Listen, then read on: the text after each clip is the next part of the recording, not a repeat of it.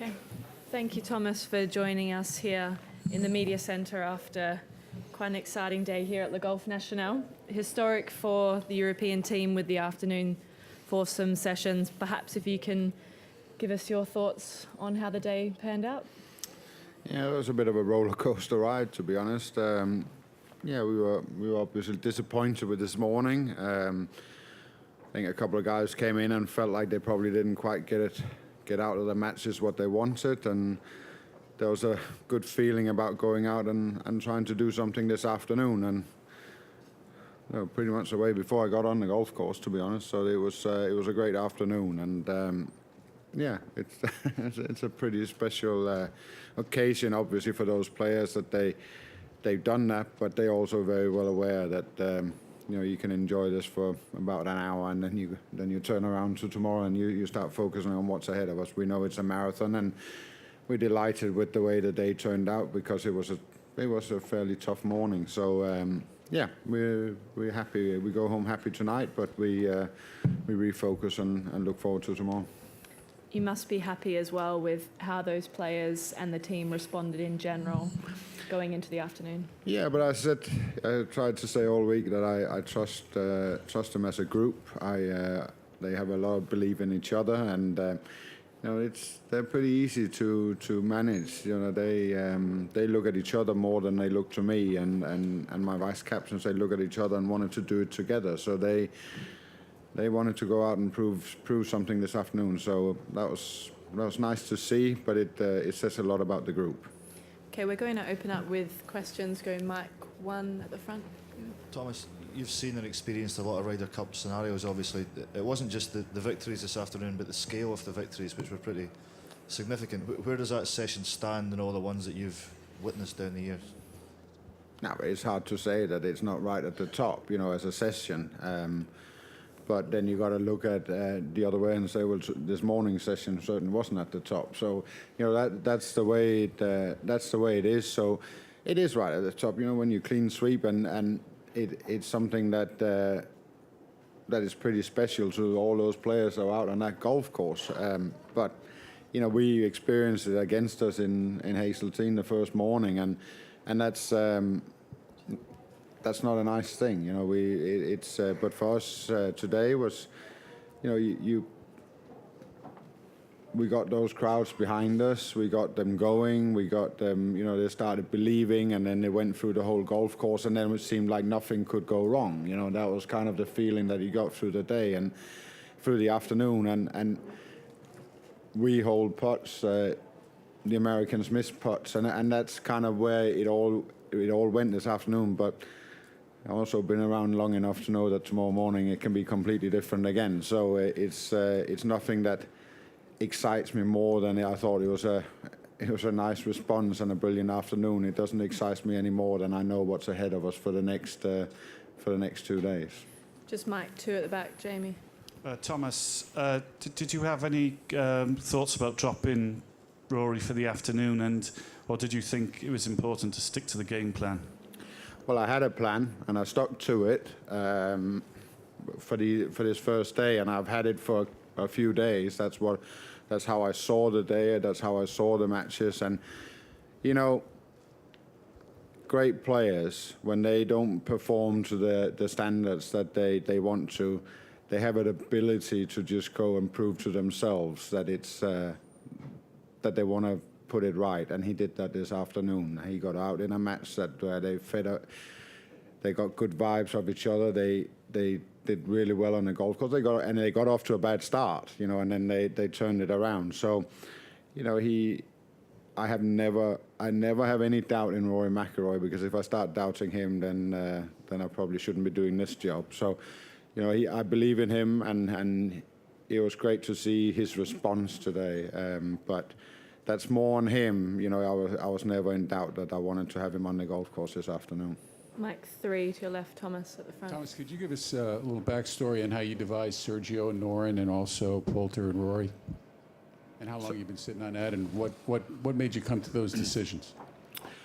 Well, those decisions are pretty simple, because it's 4 class players that bring great things individually to you know, we know what Rory is, and we know what Polt stand for in the Ryder Cup. And you know, Sergio, I have a lot of belief in, and this was obviously a great day for him. He got out on the golf course and played well, and I felt like, you know, I wanted to have him on the golf course this afternoon because the way he's been this week is exactly the reason I picked him. You know, he's been fantastic in that team room. He's been with all those new guys. He's been talking. He's been in a great frame of mind, and he just does really well when he gets into this event. And Alex, for me, you know, Alex won the French Open here in July, you know, or June or July, whenever it was. You know, he loves this golf course. So to put them two together this afternoon was not something that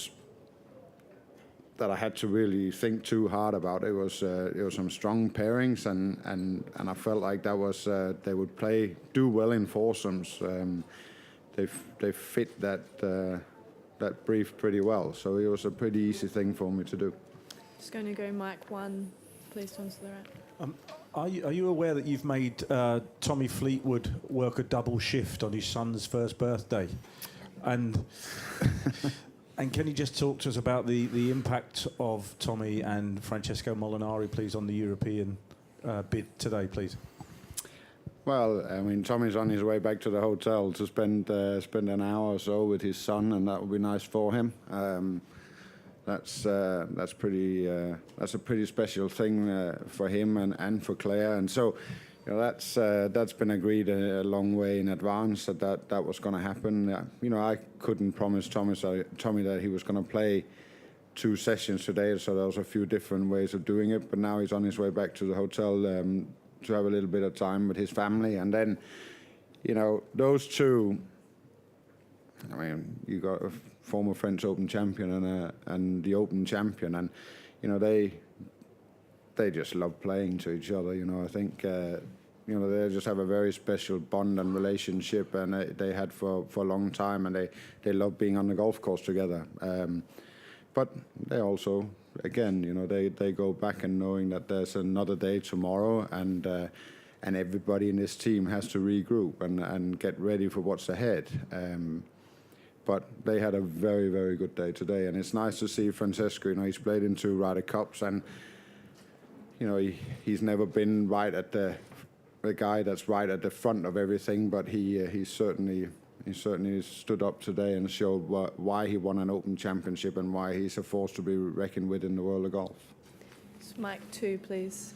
You said you were looking forward to getting out there and being in the buggy, being part of it. Can you just talk a bit about how that worked for you today, getting around all the different matches and the relationship with your vice captains, and also how proactive you were in terms of trying to influence your players or just letting them get on with it? No, I mean, you get questioned a lot about why you have so many vice captains. And I think that's a question you see a lot, and why are they here? Well, they're here because they're doing a job on the golf course as a captain. You know, there's a lot of things that goes on, and it's actually quite difficult. I've played in this, and you know what you do as a player. I've been a vice captain a lot, and I know what I do as a vice captain. This is pretty difficult because it's difficult to be everywhere, and I found myself, you know, you stand and matches finish and you're there, but then another match finishes within 2 minutes of it, and you can't be everywhere. It's just impossible to get around the golf course, and there's so many people. So you end up kind of seeing people off, and then you stand in one place, and then they all come through, and that's how you work your day. So you try and position yourself where there's a TV screen so you can see everything that's happening on the golf course. But that's how you can only do it. But if you didn't have those vice captains, you would have no chance of getting to the players if there's something going on and you need to react to. And this morning, I needed to react to a couple of things, nothing special, but just get out there and show a bit of support. And this afternoon, you know, I didn't have to do much. I could pretty much just sit and watch it like everybody else. Just mic 3, please, at the front. Thomas, getting back to Francesco and Tommy, in their morning match today, I know it's probably impossible tangibly to measure, but I just wonder what kind of an effect that point beating Tiger and Patrick had on your team as you went into the afternoon. Yeah, but I said to them when we came in now that, you know, there was a great reaction to this morning from everyone. This morning session could easily have finished 2-2, but it could also have been a whitewash the other way. And obviously that makes a difference, you know, that two guys stand up in the end and hold those pot on 15, 16 and 17 to win the match when it really matters. That gives them belief, but it also gives their teammates a hope. You know, I think, if I'm going to be honest, I think the guys that played at Hazeltine, you know, probably feared a little bit at one stage that we would go the same route as there, because we knew how much an uphill battle that was. So that's not a position we certainly wanted to be in again. So obviously that lifted those guys that were there at Hazeltine. You know, all of a sudden 3-1 didn't seem as bad as 4-0 would have done, certainly. Just time for 2 more questions. So Mike, 2 in the middle, please. Thomas, you knew all along what Sergio could bring to this team, but obviously he didn't have his normal form this year. How frequently would you speak to him, and how did you keep him encouraged with this in mind? Yeah, but it goes back to, you know, I've known him for so many years, and I kind of understand a lot about what he's all about.